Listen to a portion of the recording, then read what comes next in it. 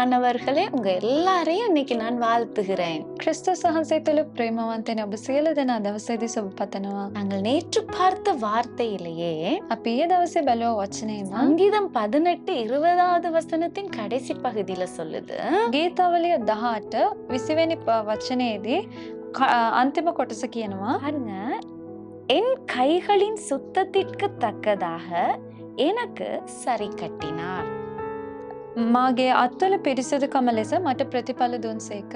கர்த்தர் சொல்லுங்கிறாரு இந்த இடத்துல. பாருங்க, தாவீது சொல்றாரு, என் கைகளின் சுத்தத்துக்கு ஏற்ப அவர் சரி கட்டினார் அப்படின்னு சொல்றாரு. මේ ස්ථානයේ දාවිද් කියනවා මාගේ අත්වල පිරිසිදුකම ලෙස මට ප්‍රතිඵල දුන්නා කියලා. அப்ப எங்க கைகள் சுத்தமானதா இருக்க வேண்டும் என்கிறது இந்த இடத்துல சொல்லுகிறது. ඒ කියන්නේ අපගේ දෑත් ඇවිල්ලා පිරිසිදුව තිබෙන්න ඕනි කියන දේ තමයි මේ ස්ථානයේදී කියන්නේ. கர்த்தருக்குள்ள எப்படி பரிசுத்தமாய் வாழுகிறோம், අපි ස්වාමීන් වහන්සේ තුළ කොයි ආකාරයෙන්ද අපි ශුද්ධව ජීවත් எப்படி වෙන්නේ? நாங்கள் சுத்தப்படுத்தப்பட்டு வாழ்ந்து கொண்டிருக்கிறோம், කොයි ආකාරයෙන්ද පිරිසිදු කරනු ලබලා අපි ජීවත් වෙන්නේ? அதற்கேற்ற எங்களுக்கு கர்த்தரிடத்துல இருந்து பதில் வரும். ඊට අදාළව උන්වහන්සේගෙන් අපිට ප්‍රතිඵල උත්තර ලැබෙනවා. நாங்கள் பார்க்கிற காரியங்கள் பரிசுத்தமாய் இருக்கிறதா, අපි බලන්නා වූ දේවල් පිරිසිදුව තිබෙනවද? பேசுற காரியங்கள் அது பரிசுத்தமாய் இருக்கிறதா, අපි කතා කරන්නා වූ කාර්යයන් පිරිසිදුව තිබෙනවද? எங்கள் கிரியைகள் செய்கைகள் பரிசுத்தமுள்ளதா இருக்கிறதா අපගේ ක්‍රියාව හැසිරීම ශුද්ධව තිබෙනවද? அப்படின்னு எங்களை நாங்கள்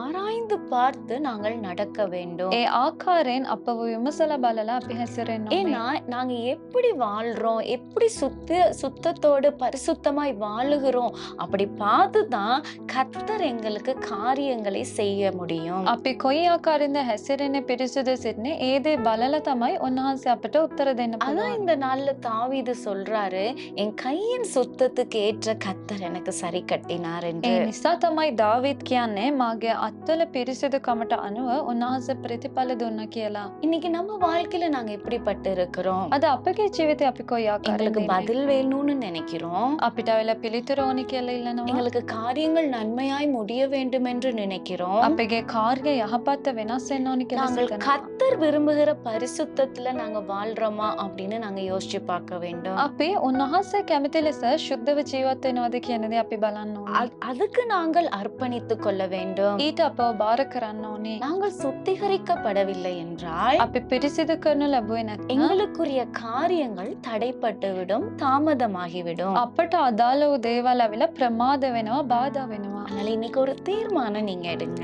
ඒ නිසා අද ඔබ තීරණයක් நான் ගන්න. சுத்திகரிக்கப்பட்டு சுத்தமாய் வாழ வேண்டும். මම පවිත්‍ර කරනු ලබලා මම පිරිසිදු ජීවත් වෙන්න ඕනේ இன்னைக்கு உங்க කියලා. வாழ்க்கையை பரிசுத்தத்துக்கு ஒப்பு கொடுப்பீங்களா? අද ඔබගේ ජීවිතේ පිරිසිදුකමට බාර කරන්න. சுத்தத்துக்காக நீங்க ஒப்பு கொடுப்பீங்களா? ඔබගේ පිරිසිදුකම වෙනුවෙන් ඔබ බාර කරන්න. காரியத்திலே ஒரு சுத்திகரிக்கப்பட்ட ஒரு வாழ்க்கை வாழ்ந்து பாருங்க.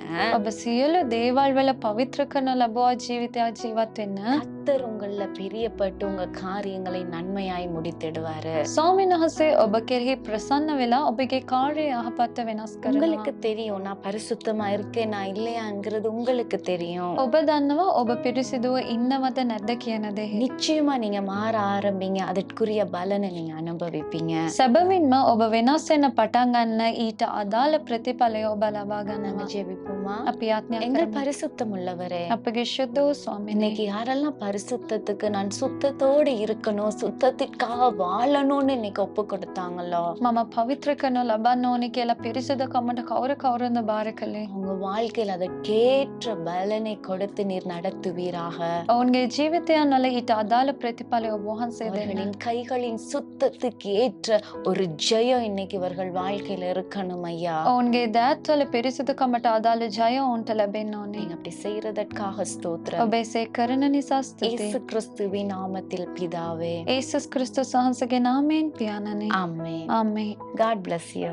God bless you.